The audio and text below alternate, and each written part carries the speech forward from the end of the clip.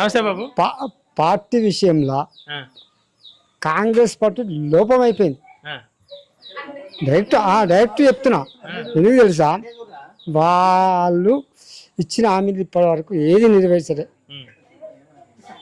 రన్నింగ్లా ఇప్పుడు సరే Congress party running ఉంది, టీఆర్ఎస్ డౌన్ అయిపోయింది కనుక ఒక్క నిమిషం. అయితే కాంగ్రెస్ ప్రభుత్వం ఉన్నప్పుడు ఒక 25-30 ఏళ్ళు చేసిరు వాళ్ళు, ఒక 40 ఏళ్ళు చేసిరు.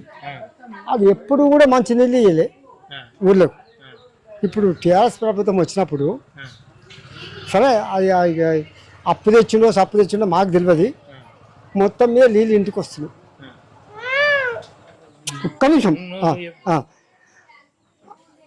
ఇప్పుడు 24 hours కరెంట్ ఫ్రీ అన్నాడు.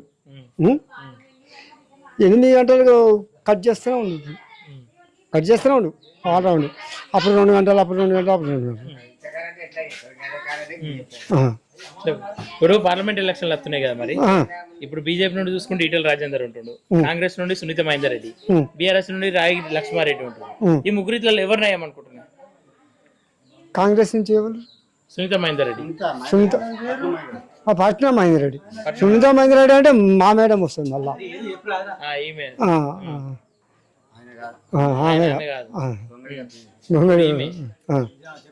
సునీత పట్నం మహేందర్ రెడ్డి, రాగి లక్ష్మారెడ్డి, ఈటెల రాజేందర్. ఈ ముగ్గురు మనుషుల మీకు తెలిసిన వాళ్ళు కొంచెం ఈటెల రాజేందర్. ఎందుకే ఈటెల రాజేందర్? ఎందుకంటే ఆయన కొన్ని సంవత్సరాలు కష్టపడ్డాడు. ఆయన టీఆర్ఎస్ పార్టీ వస్తేప్పుడు కూడా కష్టపడ్డాడు. ఆయన నయం. ఇంకా సార్ ఆయన దురదృష్టపాటి మొన్న ఓడిపోయాడు, కానీ ఆయన నయం. ఉంటారు, ఎందుకుంటారు?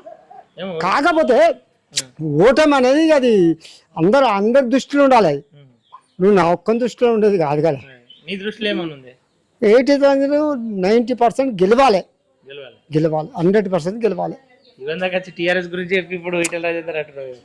ఇక్కడ విషయంలో లోకల్ నాది ఇక్కడ ఊరు కాదు, నాది మళ్ళీ మేడ్చల్ రాదు, ఆలయానికి వస్తున్నాను. ఇక్కడ నుంచి ఈటెల రాజేందర్ గెలవాలి. ఎందుకు తెలుసా, ఆయన చాలా కష్టపడ్డాడు పాపం. సరే అది పార్టీ అది అధిష్టానం ఏం చేసిందో అప్పుడు ఊకుండా అయిపోయింది, కానీ ఇప్పుడు ఆయనే గెలవాలి. 99% ఆయనే గెలవాలి. గెలవాలి.